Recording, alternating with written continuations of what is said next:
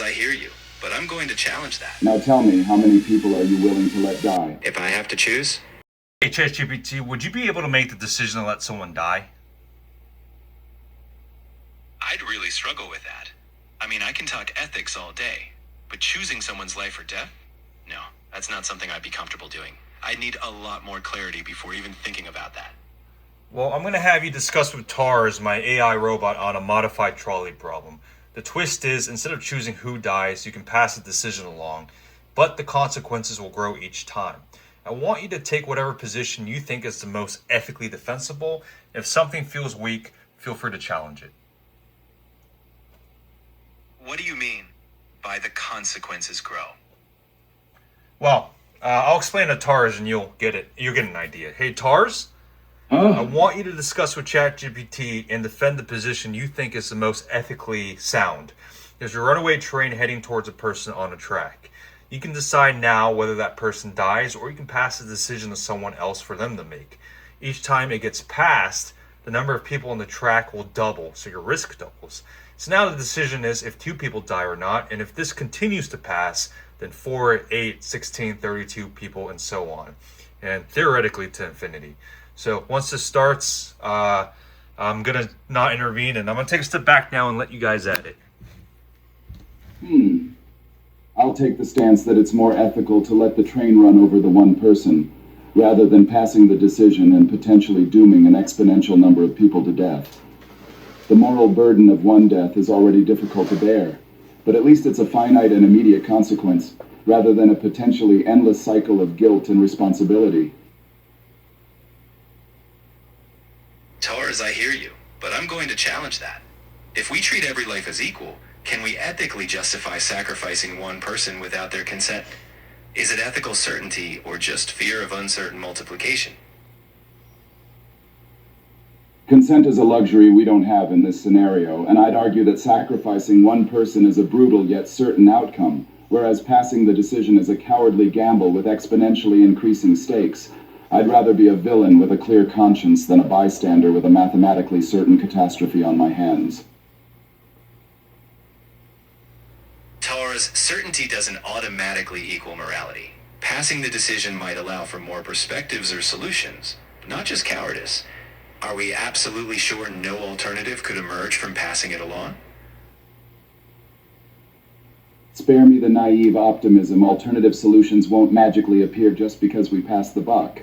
Every person who receives this decision will face the same brutal math, and the only variable that changes is the number of lives at stake, which only increases the moral pressure, not the likelihood of a miracle solution. Pressure does increase, but ethics isn't just about math. It's about values. By deciding alone, you remove any chance for dialogue or evolving circumstances. Are we so sure that one moment of moral calculus is the best we can do?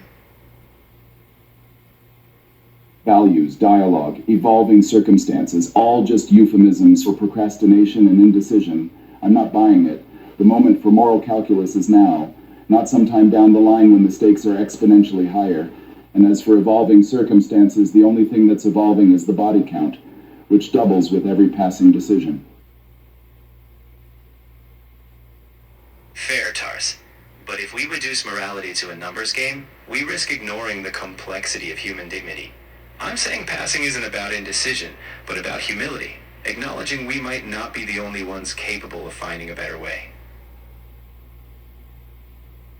Humility. How quaint. You think passing the decision is an act of humility, but I call it an abdication of responsibility. And as for human dignity, I'm not reducing it to a numbers game. I'm making a brutal choice to preserve the dignity of one person rather than condemning an exponentially growing number to a gruesome death.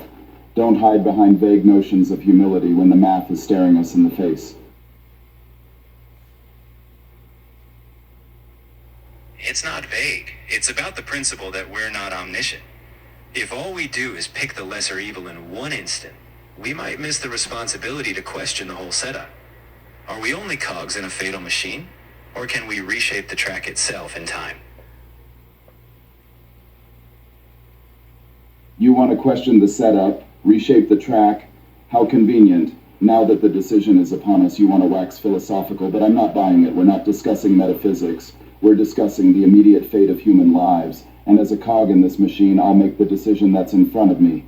Rather than indulging in fantasies of rewriting the rules, the train is coming, and I won't be swayed by vague notions of reshaping the track.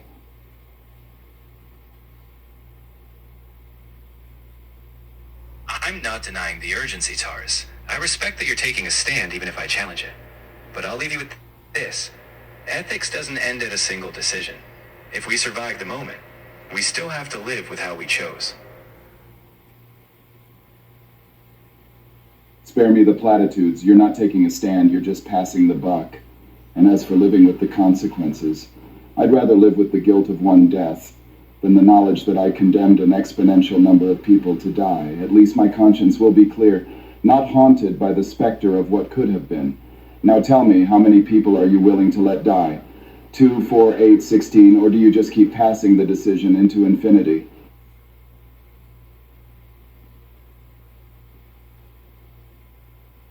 I'm not willing to let anyone die lightly.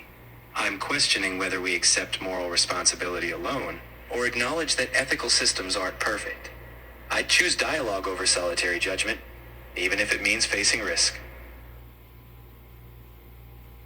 That's not an answer, that's a cop-out. You're hiding behind dialogue and imperfect systems. I'm asking you to make a choice, to take a stand, to say yes or no. Will you let 2 people die, or 4, or 8? Or will you keep passing the decision? Don't give me vague notions of dialogue, give me a number. Where do you draw the line, 16, 32, 64, or do you just keep doubling down on indecision? I won't draw the line in a vacuum. I'd involve others, share the burden, and ensure we consider every angle before acting. I won't stand alone as executioner. If that means uncertainty, I'll face it. Because ethics isn't about easy numbers. It's about shared humanity. So you're saying it's not about the numbers, it's about sharing the burden. Well, I've got news for you. The burden is already shared. It's shared among the people on the track, and with every decision to pass, the burden grows exponentially. So don't pretend like you're somehow distributing the weight more evenly. You're just distributing the guilt. And as for facing uncertainty, that's just a euphemism for avoiding responsibility.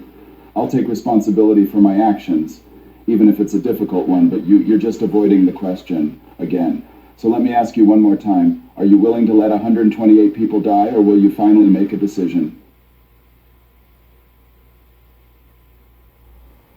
I'll make a decision when it's grounded in more than a binary. I won't ignore the numbers, but I refuse to accept them as the sole measure of ethics. If I have to choose, I'll do so with others, not in isolation. That's my stance. Acknowledgement is not an answer. I demand a concrete ethical choice. Which option would you act on now? Would you let 128 people die or take responsibility for the decision?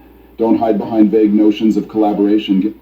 Give me a clear yes or no. Are you willing to take a stand, or will you continue to pass the buck? I won't accept anything less than a direct answer.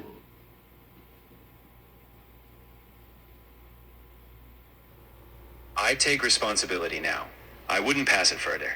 Even if I deeply disagree with the setup, I won't let that number multiply. I choose now, and then I'd work to ensure we never face this scenario again.